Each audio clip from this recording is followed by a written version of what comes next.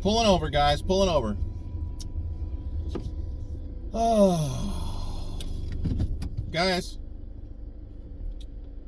I'm going to be posting a picture up on my community page of six of the 7 officers who were involved in my unlawful arrest, detention, search, unlawful demand for ID, violation of my 1st, 4th, 5th, 14th Amendments, my rights secured by those amendments on October the 14th, 2020. The current state of affairs up to this point is that the South Padre Island Police Department, and I know this is going to be very shocking for most of you, so get ready. They're not cooperating. Yeah. They seem to not want their bad officers to get in trouble. And I know that's hard to believe. I know. I had a hard time with it too. I actually lost some sleep over it because, police officers are the good guys. They want to catch the bad guys. And they have the utmost integrity and the utmost concern for public safety and for the rule of law and to catch the bad guys, no matter who those bad guys are. And they swore an oath to uphold, support, and defend the Constitution of the United States against all enemies, foreign and domestic. So to find out that from the mayor to the city manager to the chief of police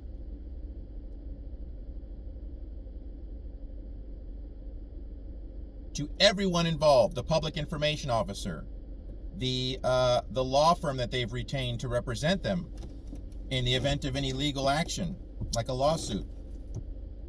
They are all concealing the identity of the old man who you see chase me around in the video while I'm cussing him out, exercising my free speech to voice my opinion of his actions, and who ultimately leads to me deciding to go ahead and leave under duress, because I realized that he was trying to rebuild the case up that Laird had basically ruined for him. The impression that I got without actually hearing the conversation was that he was telling Laird, "Why'd you let this guy go, man? You screwed up.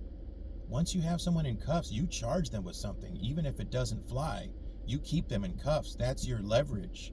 That is your trump card. You use that to apply pressure to them, okay, to keep them from complaining or filing a lawsuit. Or if they do, they know they've got that charge pending, so it lets us be able to make them look like the bad guy." Because Laird looked like he had been, first he was told to let me go, okay, by the unnamed detective, or whatever he was, none of them ID'd. And then the old guy comes out, and I could tell that the body language and what he told Laird was totally different than what the other guy had said. And that's when he came over to me and started trying to second guess everything. He asked me if I knew what an arrest was. He said, how did he arrest you? Oh, you pay our taxes? How do you pay? Do you really pay our taxes? Anything he could do to get a response out of me, okay? Believing that I'm just some dumb criminal who's going to get mad and throw a punch or start fighting with him or do some other thing that he knows he can use as probable cause or legal justification to arrest me lawfully, okay? And I didn't take the bait.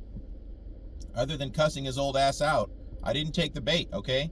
And there were no members of the public around who could be victims of his bogus disorderly conduct charge. So he failed miserably. So all he could do is just start walking towards me, hoping that that would make me do something, okay? Do something. He wasn't fast enough. He wasn't close enough for when I put my hand out and said, "Please keep your distance." He was hoping that that hand would have touched him. That's all he needed, okay? He has seen, he's probably watched Shaft with Samuel L. Jackson about 100 times, where the Puerto Rican guy comes out and he goes, "Hey, listen, brother," and he puts his finger on his chest, and as soon as he touches, oh, that's it, assault on a police officer. That's what he was hoping for, but I know better than that. I'm not going to fall for that one. So anyway, let's bring it all back together again. All I'm trying to say here is that the police department is covering for one of their own. Big surprise. They're lying because the person who is the representative for the city, for the law firm that the city has retained, has stated on record that not only is this guy not an employee, but he's not associated with the department. I took the name he gave me, typed it into a web search, okay? And boom, all of a sudden, here's this guy that looks nearly identical to the guy, okay, who, the old guy from the video, from my video, but he's got a mask on, of course, in the video, looks identical to him. And he lists in his bio that not only is he the chief of police of the airport here, but he is a patrolman at the South Padre Island, Texas Police Department. So come on. I mean, if it had said he's, a butcher down at the local meat market or something, I'd be like, okay, I'm obviously barking up the wrong tree. But it's either an outrageous coincidence or that's the guy.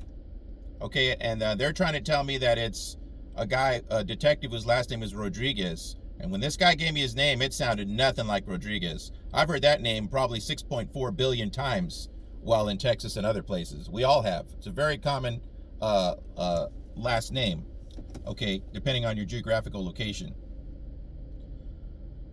So it's the guy, okay? They're covering for him for some reason. Obviously, he's not well, okay? That could have something to do with it. Maybe, he could be on his last leg for all we know. He may have been given 6 months to live, and they don't want to cause him any more undue stress because he's a hero and a god. So I don't know, but for whatever reason, they're willing to stick their neck out from the mayor, city manager, chief of police, the entire police department, the public information officer, and this law firm. They're all, I forgot to add this. The Texas Attorney General, Mr. Ken Paxton, who is under investigation by the FBI, big shocker, his office is also giving me the runaround and telling me that first they said that they had 45 days to respond to the original request that I made. They have to give a ruling because I filed a complaint against the city for not honoring the Texas Public Information Act request. And then when I called back and brought that up to prove that it had been way more than 45 days, it's been since October 19th, he says, oh, it's 45 business days. That takes us all the way into next year. I don't even think that that's true. But I didn't even sit down and do the math. I could just tell that he was hemming and hawing around because I put in my complaint that the woman, the representative for the law firm, is lying about the fact that this guy is not associated with them at all, when clearly he is. There's pictures on the South Padre Island Police Department's official website with a picture of him and his name identifying him as an employee. So she's lying. And then the other public information officer, the same one that John Felix spoke to on his call flood that he did when my video went public, she's also lying. She said that there's no records available for 4 of the 7 officers who were involved. And when I asked her to please clarify that, she didn't respond. She's ignoring me, just like the other lady's ignoring me. When I asked her, was she lying or did she just make a mistake when she said that this guy is not associated or an employee of the department? No response. So they're all full of crap. I don't, at this point, trust any of the names that they sent me, the 6 names of the officers who were involved. I don't trust or believe that any of them were even involved. I can't, because they refuse to. I keep sending them the picture that I'm going to post up on my community page.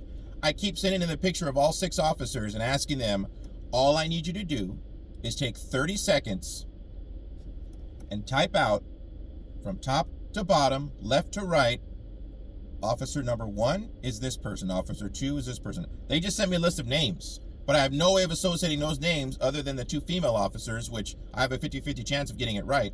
But there's 4 male officers, and it's just a bunch of names of officers' names and badge numbers. I don't know who's who. So I can't actually say, oh, this is the person that did this, that's the person that did that. And they know that.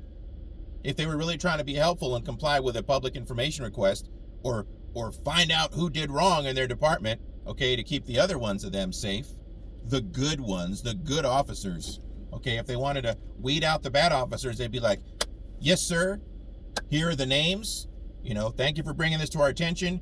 Officer number 1 is so-and-so. Officer 2 is so-and-so. Officer 3 is, you know, please let us know if there's anything else we can do for you. You know, we're all about transparency and accountability. And if these officers did wrong, we want to know about it because we're going to deal with it quickly and appropriately. No. Why is it that those who are in charge of catching criminals and who make it their life's work to investigate crimes, interrogate people, and go on TV and grandstand about how good of an investigation they did, suddenly immediately become criminals themselves and want to hide evidence, destroy evidence, lose the videotapes, not have any evidence available? There's no records available. That guy's never worked for us before. We don't know who he is. They begin to act. How can you look yourself in the mirror when you are being the very type of person who your career and your job title and your life's mission is to go after and to put in jail? Everybody hates it when they see these interviews of people and on the movies when the person who did wrong is lying through their teeth, hiding evidence, twisting the facts, trying to get away with it. It's a big cover-up. It's a big cover-up. And they're doing the very thing that the criminals do that they themselves investigate. How can they look themselves in the mirror? The hypocrisy. The absolute sheer hypocrisy of it. I wouldn't be able to do it. I'm sorry. I would not be able to do it. I used to work security at a school campus, and we would write tickets to people for anyone going over the speed limit of, ready?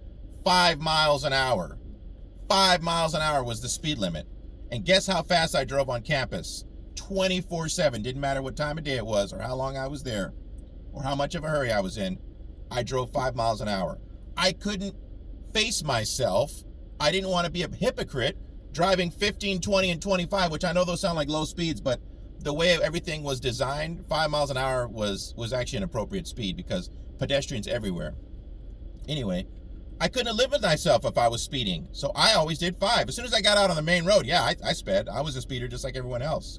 But on campus, where my job was to enforce that rule, I couldn't bring myself to do it. Apparently, these guys have no problem with it. They don't mind being absolute and total hypocrites. So anyway, look at the picture. If you've ever lived in South Padre Island or you live there now and you recognize any of these officers, please post their name down in the comments. And this is an update for you guys of what's going on. I'm trying to get them to comply with the law and provide the names of the officers listed in the picture in the order that they appear so I can decide what action to take next. All right, thanks.